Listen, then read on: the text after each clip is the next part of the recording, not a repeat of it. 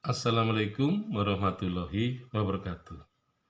Nah, di dalam sistem museum itu memang terdapat 5 komponen yang harus ada, gitu ya.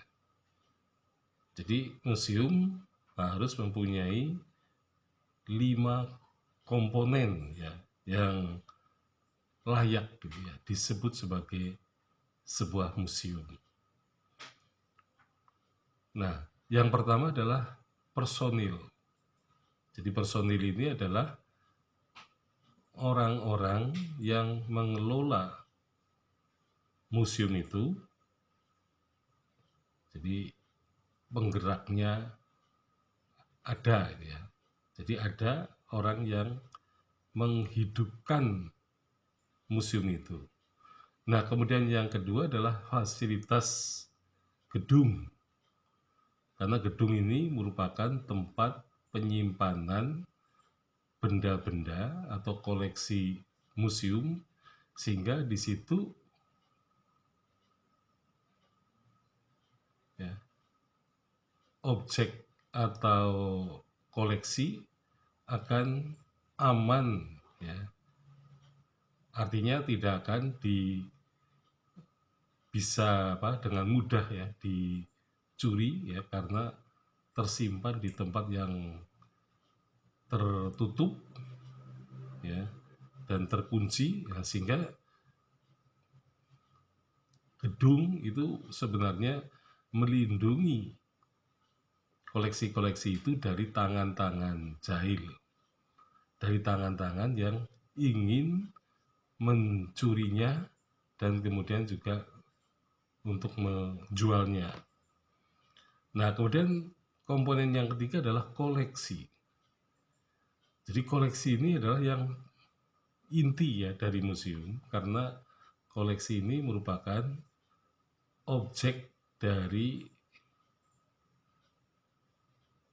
artefak yang dipamerkan, artefak yang dijadikan bahan untuk pembelajaran, dan juga artefak untuk objek riset atau penelitian. Jadi kalau museum tidak ada koleksi, maka sebenarnya itulah bukan museum. Jadi yang ada hanya gedung-gedung kosong yang dikelola oleh orang-orang yang tidak melakukan aktivitas. Nah, selanjutnya yang keempat adalah publik ya, atau masyarakat. Jadi museum tanpa masyarakat, maka museum itu tidak ada gunanya.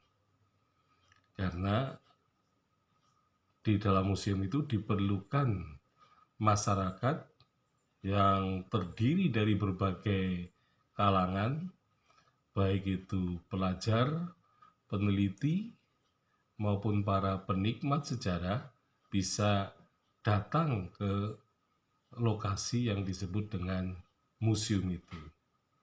Jadi publik ini sangat penting ya, karena kalau tidak ada publik, tidak ada masyarakat, maka benda-benda itu tidak akan mendapatkan perhatian ya dari masyarakat. Jadi masyarakat sangat dibutuhkan perannya, terutama orang-orang yang merasa membutuhkan atau memerlukan informasi masa lampau ya, maka mereka akan datang ke museum untuk melakukan berbagai aktivitas yang sesuai dengan kebutuhannya.